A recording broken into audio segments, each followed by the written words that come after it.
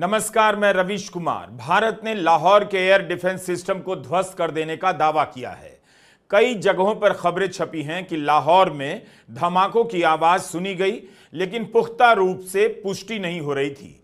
मगर अब सरकार ने ही माना है कि लाहौर में एयर डिफेंस रेडार सिस्टम ध्वस्त कर दिया गया है। भारत सरकार की ओर से जानकारी दी गई है कि 7 और 8 मई की रात पाकिस्तान ने भारत के 15 शहरों पर हमले की कोशिश की, लेकिन सेना ने जवाब दिया और पाकिस्तान कामयाब नहीं हो पाया।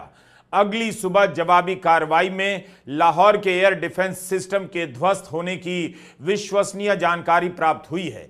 यह सब सरकार के प्रेस नोट में लिखा है। इसका मतलब है कि भारत और पाकिस्तान के बीच तनाव का स्केल बड़ा होता जा रहा है। पाकिस्तान का भारत के सैन्य ठिकानों और रिहायशी इलाकों पर हमला करना और जवाबी कार्रवाई के रूप में भारत का पाकिस्तान के एयर डिफेंस सिस्टम को ध्वस्त कर देना, यह सब बता रहा है कि दोनों देशों की सेना अब टकराने के करीब आ रही है। भारत ने साफ साफ कह दिया है कि 7 मई को बता दिया गया था। भारत ने पाकिस्तान के किसी सैनिक ठिकाने को टारगेट नहीं किया है, लेकिन अगर पाकिस्तान भारत के सैनिक ठिकानों को टारगेट करेगा तो माकूल जवाब दिया जाएगा। पंजाब में ही बुधवार रात अमृतसर में धमाके सुने गए। गुरुवार सुबह यहां 3 गांवों में रॉकेट मिले हैं। डिफेंस एक्सपर्ट ने संभावना जताई है कि पाकिस्तान की तरफ से ये रॉकेट्स फायर किए गए और इंडियन डिफेंस सिस्टम ने इन्हें मार गिराया। पंजाब के फिरोजपुर में बीएसएफ ने बॉर्डर पार कर रहे एक पाकिस्तानी घुसपैठियों को मारा है। यह सब दैनिक भास्कर की रिपोर्ट में लिखा है। और यह भी कि 1971 युद्ध के बाद पहली बार तीनों सेनाओं ने साझा ऑपरेशन चलाया है। तो क्या हम उस स्थिति के करीब आ चुके हैं जिसकी आशंका जताई जा रही थी? 2 सवाल हैं। क्या व्यापक युद्ध होगा या नहीं तो लंबे समय तक चलने वाला टकराव होगा? जिस तरह से पाकिस्तान भारतीय सैन्य ठिकानों और शहरों को निशाना बनाने की कोशिश करता रहा, मजबूर होकर भारत को भी जवाबी कार्रवाई करनी पड़ी। इस संदर्भ में पत्र सूचना कार्यालय पीआईबी से एक प्रेस रिलीज जारी की गई है। इसी में बताया गया है कि 7 और 8 मई की रात पाकिस्तान ने भारत के उत्तरी और पश्चिमी इलाकों के कई सैन्य ठिकानों को निशाना बनाने का प्रयास किया, जिसे भारतीय सेना और वायु सेना ने नाकाम कर दिया और जवाबी कार्रवाई में पाकिस्तान के कई जगहों पर एयर डिफेंस रेडार और सिस्टम को निशाना बनाया गया है। यह पीआईबी की रिलीज है। इसमें भारत सरकार ने बताया है कि भारतीय सेना ने कई जगहों पर पाकिस्तान के रेडार सिस्टम को टारगेट किया है। वैसा ही हमला किया गया जैसा पाकिस्तान ने किया। इसमें लिखा है कि पाकिस्तान ने गुजरात के भुज और राजस्थान के फलोदी इलाके में भी टारगेट करने का प्रयास किया। इसी के साथ साथ अवंतीपुरा, श्रीनगर, जम्मू, उरी, पुंछ, पठानकोट, अमृतसर, कपूरथला, जालंधर, लुधियाना, आदमपुर, बठिंडा, चंडीगढ़ के सैनिक ठिकानों पर निशाना बनाने का प्रयास कर रहा था, जिसे भारत ने नाकाम किया है। पाकिस्तानी ड्रोन और मिसाइलों से टारगेट किया जा रहा था, जिसे integrated counter US grid and air defence system की मदद से फेल कर दिया गया। सरकार ने कहा है कि पाकिस्तान के हमले को रोकने के लिए भारत को मजबूर होकर जवाबी कार्रवाई करनी पड़ी है। भारत सरकार ने कहा है कि कई जगहों से मलबा इकट्ठा किया जा रहा है ताकि साबित किया जा सके कि हमला पाकिस्तान की तरफ से हुआ है। पाकिस्तान की ओर से दावा किया जा रहा है कि उसने भारत के 12 ड्रोन गिरा दिए हैं। सरकार ने कहा है कि पाकिस्तान ने एलओसी यानी नियंत्रण रेखा पर बिना किसी उकसावे के गोलीबारी की है। खबर है कि प्रधानमंत्री मोदी ने भारत सरकार के सचिवों के साथ उच्च स्तरीय बैठक की है ताकि राष्ट्रीय सुरक्षा से जुड़ी किसी भी आपात स्थिति में सभी विभागों के बीच तालमेल बनी रहे। पीआईबी के नोटिस में लिखा है, कुपवाड़ा, बारामूला, उरी, पुंछ, मेंढार और राजौरी में मोटार्स और हेवी कैलिबर आर्टिलरी का इस्तेमाल हुआ। सरकार ने माना है कि पाकिस्तान की गोलीबारी और गोलाबारी से भारत की 3 महिलाओं और 5 बच्चों समेत 16 लोगों की जानें गई हैं। इसका मतलब है कि सीमावर्ती इलाकों के हालात सुदूर मैदानी इलाकों से काफी अलग हो चुके हैं। यहां तनाव और टकराव की स्थिति पैदा हो रही है। पुंछ के मेन बाजार का यह सन्नाटा बता रहा है कि जिस तरह से पाकिस्तान उकसावे की रणनीति पर चल रहा है और भारत को जवाब देना पड़ रहा है, उससे लगता है कि सीमावर्ती इलाकों में आने वाले कई दिन आशंकाओं में गुजरेंगे। आमतौर पर इस बाजार में बहुत रौनक रहती है, लेकिन आज 8 मई की सुबह दुकानों के शटर गिरे हुए थे और रास्ते एकदम खाली। पता चलता है कि युद्ध की आशंका का असर इन इलाकों में कितना अलग होता है। मीडिया में पुंछ की रिपोर्टिंग तो है, लेकिन जिस स्तर से इन इलाकों में पाकिस्तान की फायरिंग चल रही है, भारतीय सेना जवाब दे रही है, उसकी रिपोर्ट क्या आप तक बराबर से पहुंच रही है?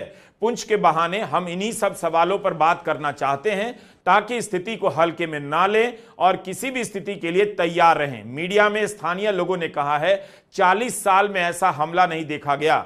पुंछ नियंत्रण रेखा के करीब है। आकाशवाणी पर इसकी सूचना तो है कि पुंछ और राजौरी से सैकड़ों की संख्या में लोगों को खाली कराया गया है। ऐसी खबरें बाकी मीडिया में भी हैं, लेकिन लोग कहां रखे गए हैं, किसके घरों में जाकर रह रहे हैं, स्कूल में हैं तो कैसे रह रहे हैं, इसका कोई खास कवरेज नहीं दिखा। जहां भी है कवरेज वहां बहुत सीमित है। पुंछ के अलावा अन्य शहरों में हुए हमलों में 16 लोगों की जान चली गई, 57 से अधिक लोगों के घायल होने की खबर है। ग्रेटर कश्मीर अखबार ने लिखा है कि पुंछ पर हुआ हमला 6 घंटे तक चला।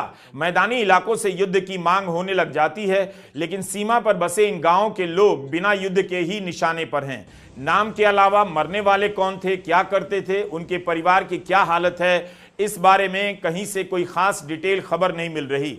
इस वीडियो के अलावा हम भी आपको कुछ अलग जानकारी देने में असमर्थ हैं।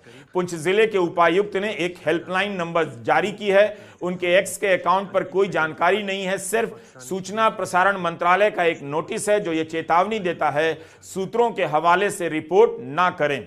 ये सारी सूचनाएं बता रही हैं कि भारत और पाकिस्तान की सीमाओं से लगे इलाकों में टकराव की स्थिति लगातार बनी हुई है, बढ़ती जा रही है। तो क्या यह माना जाए कि पाकिस्तान जम्मू कश्मीर और पंजाब के अलावा गुजरात और राजस्थान की तरफ भी निशाना बनाने का प्रयास कर रहा है? पाकिस्तान से आने वाली खबरों से पता चलता है कि लाहौर में भी सब कुछ सामान्य नहीं है। रॉयटर्स ने रिपोर्ट किया है कि लाहौर, कराची, सियालकोट के एयरपोर्ट पर कुछ समय के लिए उड़ानें बंद रहेंगी। भारत में भी कई एयरपोर्ट 10 मई तक के लिए बंद कर दिए गए हैं।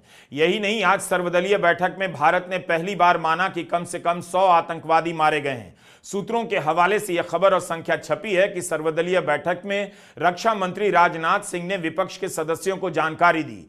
गोदी मीडिया में 7 मई को मारे गए आतंकवादियों की संख्या कहीं 70 बताई जा रही थी, तो कहीं 90, तो कहीं 900 भी। हमने अपने वीडियो में सवाल उठाया था कि जब सेना ने अपने प्रेस कॉन्फ्रेंस में कोई संख्या ही नहीं बताई, तो गोदी मीडिया कहां से 70 से लेकर 900 बता रहा है, और अब यह संख्या 100 बताई जा रही है, वह भी सूत्रों के हवाले से छपी है।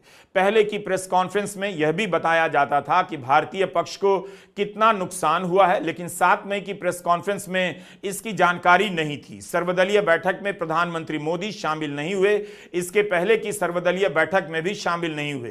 कांग्रेस महासचिव जयराम रमेश ने कहा था कि प्रधानमंत्री को भी बैठक में आना चाहिए। नेता प्रतिपक्ष राहुल गांधी ने कहा कि संकट की घड़ी में कांग्रेस सरकार के साथ है और जो भी कुछ सरकार ने हमें बताया है उसे लेकर हम पब्लिक में चर्चा नहीं करना चाहते।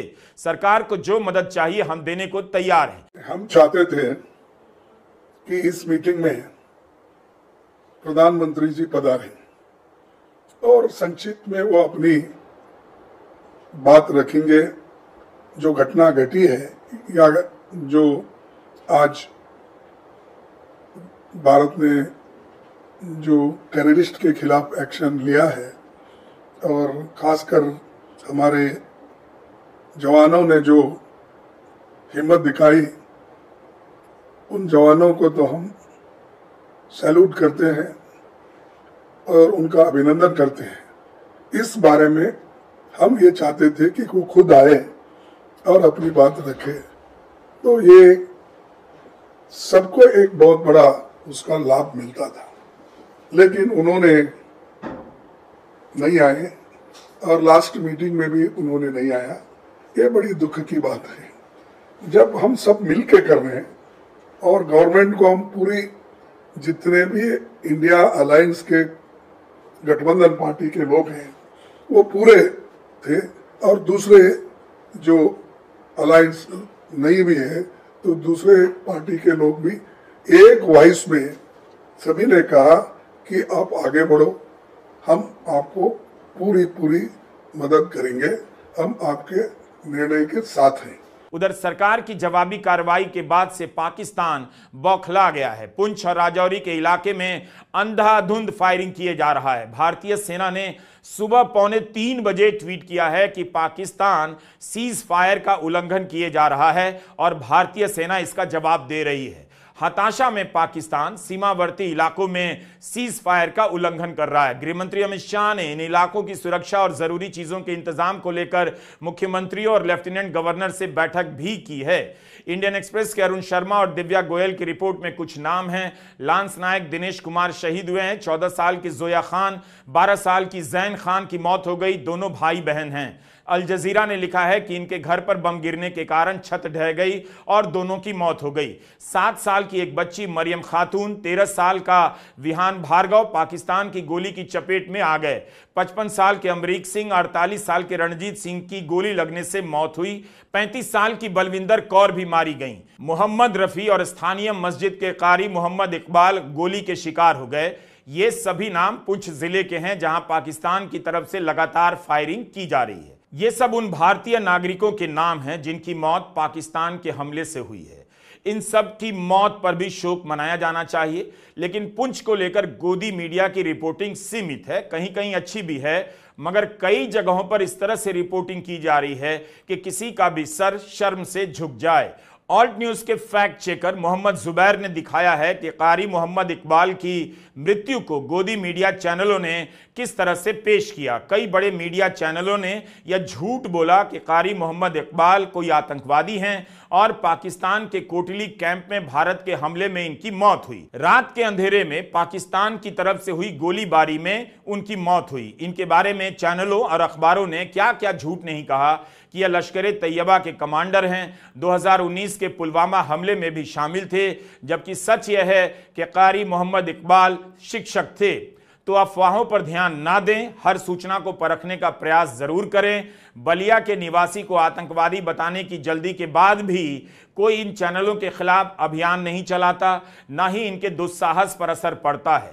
गोदी मीडिया ही था जिसने पहलगाम हमले के बाद पाकिस्तानी वक्ताओं को अपने चैनल पर बिठाया, जिन वक्ताओं ने भारत के बारे में अपमानजनक बातें कहीं। उन्हें किसी ने गद्दार नहीं कहा और कहा भी नहीं जाना चाहिए, लेकिन अब उन्हीं गोदी चैनलों पर लोग बैठकर भारत के लोगों को गद्दार कह रहे हैं। जो पत्रकार सुरक्षा से जुड़ी खबरों को रिपोर्ट करते हैं, उन्हें अपनी ही खबर को किसके डर से डिलीट करना पड़ता है, ट्रोल के डर से या सरकार के डर से। द हिंदू की विजेता सिंह की रिपोर्ट का सब लोहा मानते हैं, लेकिन एक ट्वीट को लेकर उन्हें कितना ट्रोल किया गया। उसी से मिलती जुलती खबर ट्रिब्यून और सीएनएन में भी रिपोर्ट हुई है। राष्ट्रीय एकता के इस महायज्ञ में विजेता सिंह की एक अलग खबर के लिए कोई जगह नहीं।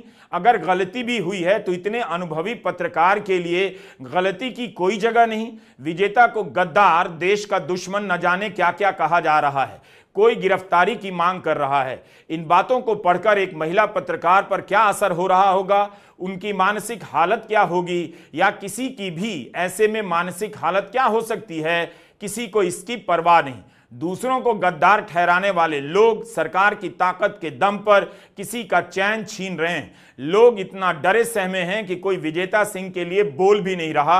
वो पत्रकार भी नहीं बोल रहे जो विजेता को अपने कार्यक्रमों में बुलाते हैं और सुरक्षा से जुड़े विषयों पर उनसे बातचीत करते हैं। हिंदू की पत्रकार विजेता सिंह को किस तरह से ट्रोल किया गया, उनके किरदार से लेकर उनके कौशल पर सवाल उठाए गए। उसी समय में गोदी चैनलों पर सरेआम झूठ की ऐसी ऐसी इमारतें खड़ी की जा रही हैं जिसके सामने तथ्य की कोई जगह नहीं। कारी मोहम्मद इकबाल को आतंकवादी बता दिया गया। एक चैनल की एंकर ने तो यह ट्वीट कर दिया है कि युद्ध शुरू हो चुका है।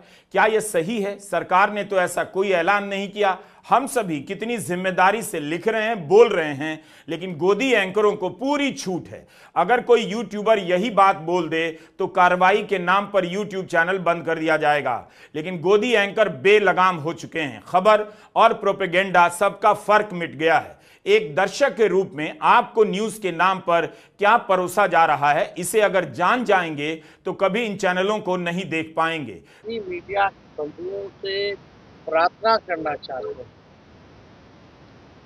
कि भारत सरकार ने जो गाइडलाइन निकाली है उसका आप लोग जो है पालन करें। हम लोग पूरा साथ दें, आप लोग भी साथ। कई मीडिया चैनलों में हमने देखा है कि हमारी क्या स्ट्रैटेजी है, हमारा कहाँ आर्मी नेवी का डिप्लॉयमेंट है, एयरफोर्स का डिप्लॉयमेंट है, वो दिखाया जा रहा है।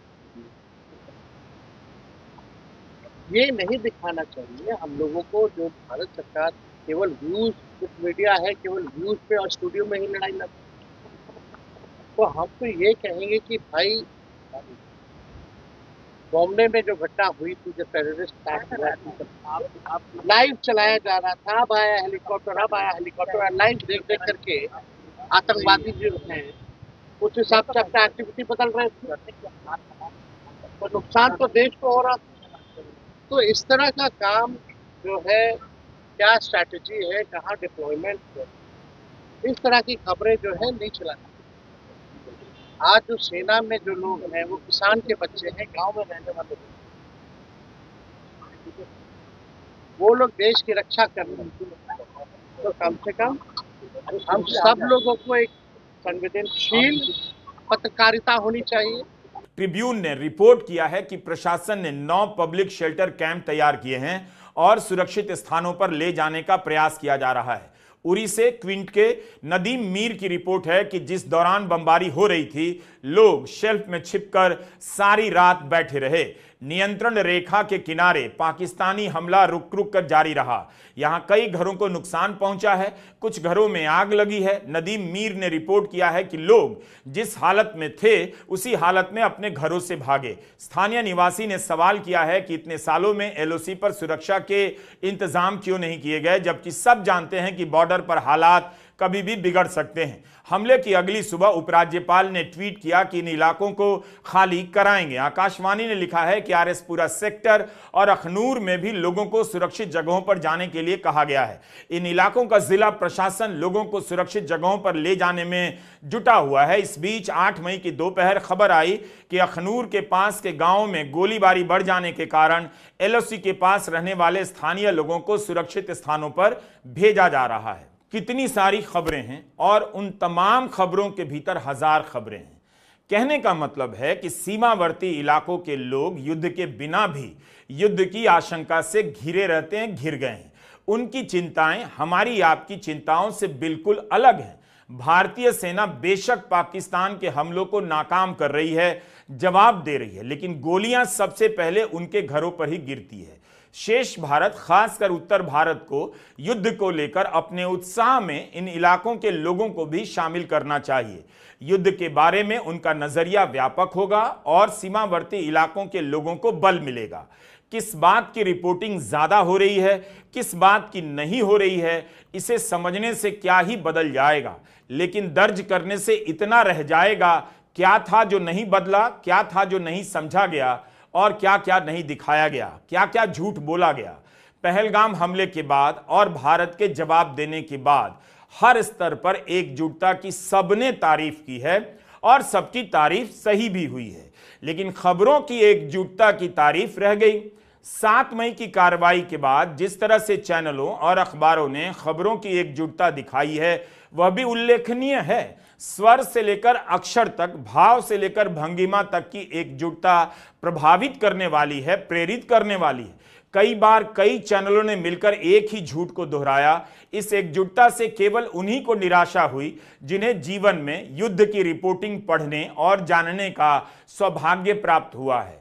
बाकी आबादी का विशाल जनसमूह ऐसे दुर्लभ और कुलीन साहित्यों से वंचित रहा है जिनमें मानवीय पक्षों को उभारकर युद्ध का विनाश दिखाया जाता रहा है।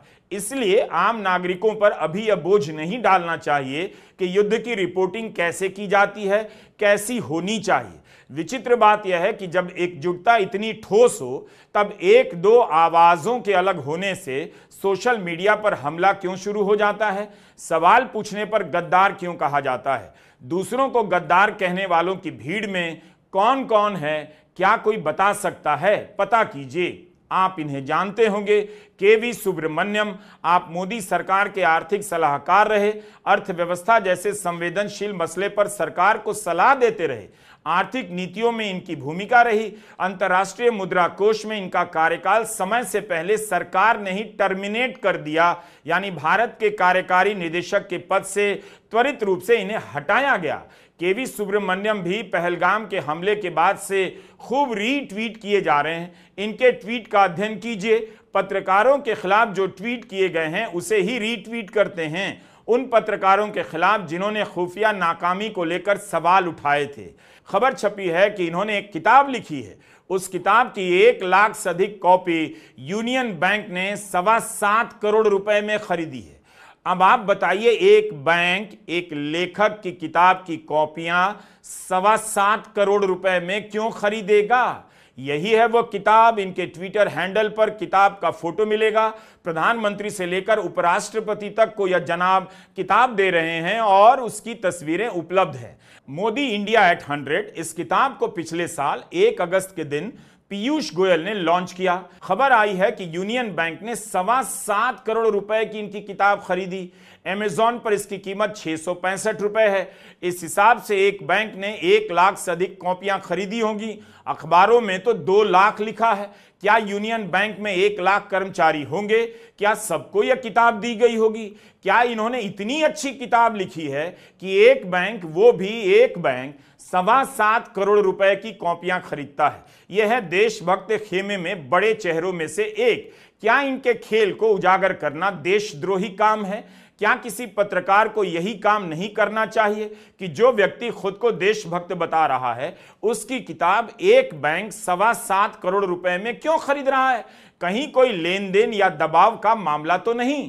कई जगह छपा है कि भारत सरकार ने ही इन्हें पद से हटाया क्योंकि इन्होंने अपने किताब के प्रमोशन का अनैतिक रास्ता अपनाया। सूत्रों के हवाले से खबरें छपी हैं। अगर यह खबर सामने ना आई होती तो ये जनाब भी देशभक्त बनकर किसी को गद्दार ठहरा रहे होते और आपको पता भी नहीं चलता। क्या इस खबर को लेकर बड़ी बहस नहीं होनी चाहिए और कोई खबर लिख दे तो वह गद्दार हो जाएगा? क्या इसके पीछे घोटाला नहीं हो सकता? क्या यह सवाल पूछने का समय अब नहीं? क्या देश रुक गया है? क्या किसी ने यूनियन बैंक पर ईडी के छापे की मांग की? क्या किसी ने इनकी गिरफ्तारी की मांग की? लेकिन द हिंदू की पत्रकार विजेता सिंह ने एक ट्वीट कर दिया तो उन्हें देश का दुश्मन बताया जा रहा है। गिरफ्तारी की मांग हो रही है। केवी सुब्रमण्यम का उदाहरण हमने दिया ताकि आप समझ सकें, जब कोई पत्रकार सवाल करे तो सुनिए, उससे उम्मीद कीजिए कि वह खबरों का पीछा कर रहा है या नहीं, सवाल कर रहा है या नहीं, और कोई खुद को कितना भी देशभक्त कहे उस पर भी नजर रखिए। वरना आपको कैसे पता चलेगा कि एक बैंक ने 7.25 करोड़ रुपए की लागत से केवी सुब्रमण्यम की किताबों को खरीदा है? क्या इसके पीछे कोई खेल नहीं हो सकता? ठीक है, पहलगाम हमले पर भारत ने जवाब दिया, अपने समय से जवाब दिया, लेकिन वो पत्रकार कहीं से गद्दार नहीं कहे जा सकते जो सवाल कर रहे थे कि सुरक्षा में चूक कैसे हो गई। यह सवाल तो उन परिवारों का भी था जिनके अपने मारे गए। वही पूछ रहे थे कि हजारों लोग पहलगाम जा रहे थे तो किसी की नजर क्यों नहीं पड़ी। उन सभी ने भी सरकार की कार्रवाई का स्वागत तो किया है। सवाल पूछने वाले भी सरकार के साथ हैं। क्या एक सवाल के पूछने से किसी की देशभक्ति तय होगी? सोशल मीडिया पर एक बड़ा वर्ग तैयार किया जा रहा है, हो चुका है। इसी का एक हिस्सा जाति गणना को लेकर सरकार के बारे में 2 दिन पहले अनाप शनाप बोलने में लगा था। अब वही पलटकर सरकार से सवाल पूछने वालों को फिर से गद्दार गद्दार बोल रहा है। इनका अपना कोई ठिकाना नहीं, देशभक्ति का सर्टिफिकेट बांटने आ जाते हैं। नफरत की इसी फैक्ट्री के खिलाफ कर्नल सोफिया कुरैशी और विंग कमांडर व्योमिका सिंह को सामने लाया गया। यह जवाब केवल पाकिस्तान के लिए नहीं था, नफरत की उस फैक्ट्री के तमाम मैनेजरों के लिए भी था जो धर्म का नाम लेकर अपने ही देशवासियों के बीच खाई पैदा करना चाहते थे। भले ही इसका सांकेतिक मतलब हो, लेकिन भारत के पराक्रम के इस ऐतिहासिक क्षण में उस फैक्ट्री के किसी मैनेजर का योगदान याद नहीं किया गया, बल्कि याद करने लायक भी नहीं था। विदेश सचिव विक्रम मिस्री का बयान याद कीजिए। उन्होंने क्या कहा? उन्होंने क्यों कहा कि सांप्रदायिक दंगों को नकार देने का श्रेय नागरिकों को जाता है? इस हमले का मुख्य उद्देश्य इसे प्रतिकूल रूप से प्रभावित करना था। पिछले वर्ष आप सभी जानते हैं 2.25 करोड़ से अधिक पर्यटक कश्मीर आए थे। इस हमले का मुख्य उद्देश्य इसलिए संभवतः यह था कि इस संघ राज्य क्षेत्र में विकास और प्रगति को नुकसान पहुंचाकर इसे पिछड़ा बनाए रखा जाए और पाकिस्तान से लगातार होने वाले सीमा पार आतंकवाद के लिए उपजाऊ जमीन बनाने में सहायता की जाए।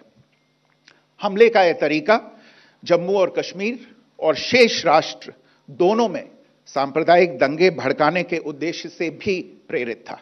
इसका श्रेय सरकार और भारत के सभी नागरिकों को दिया जाना चाहिए कि इन प्रयासों को विफल कर दिया गया। विक्रम मिस्री ने जिन नागरिकों को श्रेय दिया वो कौन थे, इस पर बहस होनी चाहिए। वही थे जिन्होंने जोखिम उठाया, धारा के खिलाफ खड़े होकर धर्म के नाम पर चलाई जा रही नफरती आंधी को रोका। कौन था जो सांप्रदायिक माहौल पैदा करने की कोशिश कर रहा था, इस पर बहस होनी चाहिए कि सांप्रदायिक दंगों की आतंकी साजिश को हराने वाले नागरिक कौन थे और भड़काने की कोशिश करने वाले नागरिक कौन थे। दरअसल एक माहौल बनाया जा रहा है और इस माहौल की आड़ में उन लोगों को गद्दार कहा जा रहा है जिन्होंने सांप्रदायिक सोच को हरा दिया। इन लोगों ने पहली बार अपनी ताकत का राष्ट्रीय स्तर पर सफलतापूर्वक प्रदर्शन किया तो घबराहट है। जिन्होंने सवाल पूछा और जो आगे भी सवाल पूछेंगे उन्हें टारगेट किया जा रहा है। दूसरों को गद्दार कहने वाले, सांप्रदायिक नफरत फैलाने वाले अपनी इस नैतिक और बौद्धिक हार को पचा नहीं पा रहे। उन्हें समझ नहीं आ रहा कि सरकार ने उनको भी जवाब दिया है। उन्हीं को जवाब देने के लिए कर्नल सोफिया कुरैशी को लाया गया। आप सभी सांप्रदायिक बातों का पुरजोर विरोध करते रहिए, यही सही बात है और यही राष्ट्रीय कर्तव्य है। आपके पोस्ट पर आकर गालियां लिखने दीजिए। इन्हें यह बात हजम नहीं हो रही है कि भारत ने अपनी शक्ति के प्रदर्शन के जश्न से इन्हें बाहर कर दिया।